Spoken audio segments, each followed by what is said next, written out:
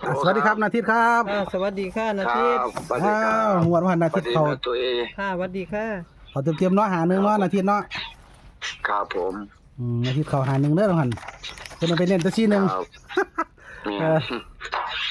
แล้วบ่ได้มานำ FC เพิ่นเพราะว่าเพิ่นไปเน้นแต่ซี่หนึ่งโพด โอ้ยผ้าใน3 ตัวมันก็มีเนาะ นี่เนาะเตรียมๆ ก็ เลย มีเต็มๆนั่น ก็มีแล้วมีหาซีหาหนึ่ง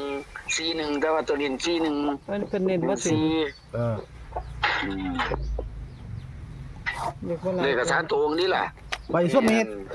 มีตุ้ยไปหามื้อนี้มีตุ้ยสามีแพงไว้ออกเฮียนว่าซั่น สิจมก็สอง บ่เป็นหยังดอก แล้วจมลำข้าม ไว้ส่วนไป เว้ยก็ได้ ยังมารวยไปทายผู้เดียวก็ได้ เพราะว่าสิไปแล้วตั้งใจ ส แล้ว รวยแหละ บัดนั้นเพิ่นได้ยินว่าสิไปเพิ่นสิว่าเพิ่นว่าแล่นไปหยังไกลสิท่ายอยู่รอนี่บ่รู้ฮะ เมาบุญว่าสิละเนาะ ก็ว่าอยู่แต่ว่าเพิ่นจม บ่เป็นหยังดอก มาด้วยว่าจ้าง นี่ จ้างเจ้าก็บ่ได้ไปดอกเพราะอย่างนี้เพิ่นจมให้เจ้าแล้วอะ หม้อแม่นนี่เดียว แม่มองเห็นนี่เรียนเนาะมอด้วย เฮ้ยเพิ่น บ่เป็นหยังดอก สิไปไสเพิ่นเป็นยากๆไหมเพิ่นเป็น ว่าไปแล้วเนาะ สรวย ห่วงเมียธรรมดาล่ะ มากก็ได้ก็ธรรมดาแหละเพิ่นมีลูกมีเมียเนาะ แพงเนี่ยเนาะ บ่คือคนโสดดิบ่คือคนโสดดิเนาะหมอรวยเนาะ ไปไสก็ได้เด้เนาะ ก็เฮา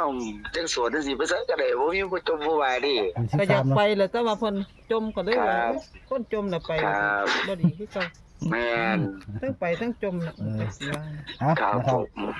นาทิตย์ไทยว่านเขาดอกขอเล่าเต็มๆเลยเนาะอาทิตย์เนาะ ค่ะ ครับผม มื้อนี้มาลอยภาพไปเบิ่งไอ้สิมกลางน้ำที่กำลังสร้างอยู่เนาะอาทิตย์เนาะ ครับผมครั แล้วก็ บ จะพาไปเบิ่งทายปูฟ้าหัวแดงให้พร้อม ครับ แล้วก็จะไปตามแนวทางของอาทิตย์โค้งสุดท้ายเรือรัฐบาลไทยไปไทยให้เห็นหน้าอาทิตย์เลยว่าเป็นผู้จังใดผู้ให้ผู้ให้หรือผู้รอ ตัวจริง ครับครับผู้ให้ก็จะ เพราะว่าหน้าทิพย์หน้าทิพย์ เด้อ หน้าเราจะตื่นเด้อว่าเด้ หน้าทิพย์นี่แม่นผู้ใดมาซั่น อืม นี่ไปไทยเห็นเรื่องสถานที่ทำบุญเนาะ FC เพิ่นอยากร่วม ครับผม เฮ็ดก็จังเบิ่งแล้วโอ้สนใจอยากเฮ็ดนำก็จังคอยติดต่อมาเลยมาเนาะเอาเลยไปตั้งต้นขับป้าน้ำเพิ่นนั่นล่ะอยู่เพิ่นล่ะครับ นะครับนะครับมื้อนี้ก็เป็นแนวทางของนาทิตย์เพื่อนบ้านคือเก่านาทิตย์ฝันบ่ได้ขอบ่เมื่อคืนน่ะ ขออยู่ครับ ได้ฝันว่าไงล่ะครับนาทิตย์ ฝันมันฝันแบบว่าเป็นตัวนะ เป็นตัวเลยบ่มื้อ สี่ นี้ ตัวแมนสี่ตัวดิ อืม 2เท่าไหร่วะ2583ก็ตื่นมาตี2ตี3แล้วก็อยากก็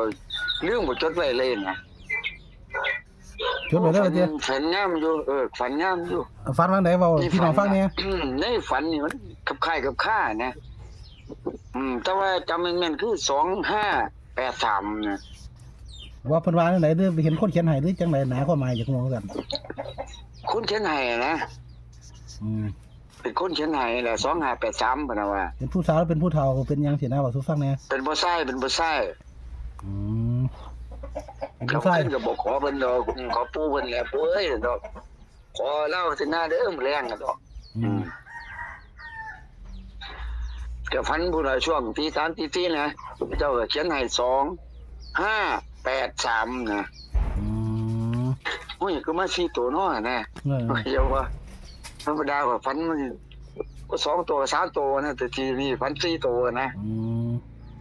อืม 2583 นาทิตย์ให้วงตัวใดนาเน้นตัวใด โอ้ย52258338ซั่นแหล้ว ไว้เอาหลายบ่ แม่นข่อยบ่เอาหลายนี่แล้วแต่เพิ่นสิที่เอาเลยพี่แต่ว่าข่อยเอา2ตัวนี่แหละ ครับหมดเลยขอ ส ตั อ ด งตัวนี่แหละ หมดเลยขอตัดได้6ตัวได้เพราะว่าเ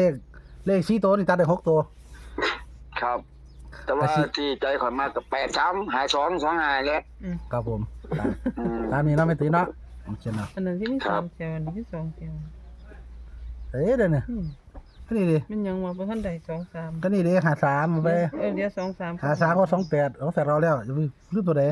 เดี๋ยว2 3กับ5 3สิว่าบ่ทันเทียม นั่นดิอืม เน้น บ่ ตัว อืมเนาะเดี๋ยวนะเดี๋ยวFCผู้ใดอันยังไม่เกณฑ์นะครับหรือผู้ใดได้ไม่ตีตามให้ มื้อบ่ว่างนะครับไม่ตามนั้นไม่เกณฑ์ไม่ตีเนาะนะครับ แต่ว่าอาทิตย์วง25ครับ38เนาะ ครับผม3883 2553 2552 ตามนี้แหละเนาะ ครับมัก2ตัวนี่แหละ เขียนให้เนาะแต่แม่นปู่ฟ้าหัวแดงบ่เสียงเราบ่ ก็น่าจะใช่เพราะว่าขอนเพิ่นดี ขอน้ำเพิ่นเนาะอ้าวพี่น้องมื้อนี้นะจะคงจะได้เห็นนะครับหน้าที่ตัวเป็นๆแล้วก็เห็นสถานที่จริงสถานที่สร้างจริงนะครับมาเลยอาจจะไปไล่สดให้เพิ่นเปิดเพลงบ่ล่ะช่วงนี้ บ่ครับบ่เปิดดอก บ่เปิดวิไลฟ์สดให้เบิ่งเนาะก็สิเป็นไล เพ ฟ์ ราะว่า สด มื้ออื่นพุ่นแหละมื้ออื่น บ่ได้รวมทั้งบุญก็ได้รวมทำกันเนาะ ครับผม อย่าง FC เพิ่นมีโอกาสได้ทำบุญสร้างศีลร่วมกันสร้างโบสถ์ข้างหน้ามาไงล้นเนาะเป็นสร้างโบสถ์ใหม่โดน สิมกลางน้ำครับแต่สิมีโอกาสดีแม่นครับ โดนๆจังสิมีสร้างใหม่จังเสียน้อมนำมันยังไงเด้อ ครับผม เคยมีข่าวไว้เด้อที่ว่าเขาเจ้าตายแล้วฟื้นนะเขาบอกว่าให้สร้างโบสถ์ผู้เดียวนะเพิ่นยังนี่ล่ะต้องสร้างโบสถ์ผู้เดียวสร้างใหม่เลยว่าซั่นเพิ่นไปหาใส่เพิ่นก็บ่ได้สร้างโบสถ์ใหม่จักอันจนไฟไหม้บ้านจนเราทุกข์อีหลีนะย้อนว่าไปหาสร้างโบสถ์ผู้เดียวมันบ่มีเพราะว่าโดนๆมันเฮ็ดแม่นนี่ตุ้ย ค่ะ ครับได้บุญหลายเด้อครับ สิสร้างก็สร้างได้เด้อให้บ่ให้วัดบ่ถูกต้องก็สร้างโบสถ์บ่ได้บ่ ครับผม แม่นครับ วัดก็ต้องมีหน้าที่เท่านั้นมีเท่านี้มีเจ้าอาวาสมีหยังที่ใบตาตานต้องสร้างโบสถ์ได้เด้อ ครับบ่แม่นว่าสร้างได้ง่ายอยู่ดอกครับซุมื้อนี้เดี๋ยวโดนยังเห็นดอกย่างไปห้วยไปหาหลายจังหวัดก็บ่พอดิ แม่นเพราะว่าเขาเฮ็ดเบิดแล้วแม่นบ่ แม่นเขาเจ้าเฮ็ดเบิดแล้ว นี่ล่ะโดนๆจังสิได้สร้างใหม่ขึ้นใหม่เป็นบุญใหญ่เด้อพี่น้องนะก็บอกเพื่อทาง ค ต่อ รับ เอาหน้าที่ฝันว่าเขามาเขียนให้นะครับ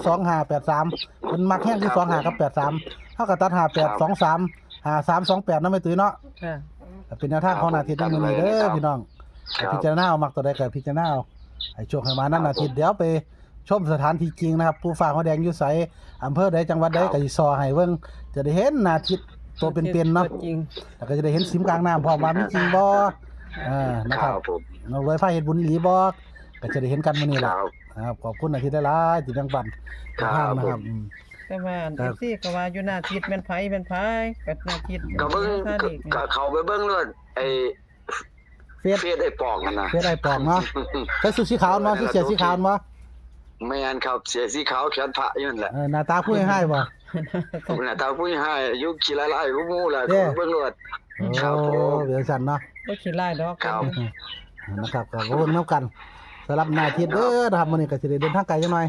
เออ ครับผม ไกลเด้อมื้อนี้ให้โชคให้มัน ครับ ชมตัวเลขอีกเที่ยนึงครับสำหรับในทางหน้าที่เด้อนะครับ2583เด้อนะครับจำให้25 ครับ 83เพิ่นเน้น25กับ83นี่ล่ะ ครับผม 58235328นะครับสำหรับในทางของหน้าที่มื้อนี้วันนี้เนาะ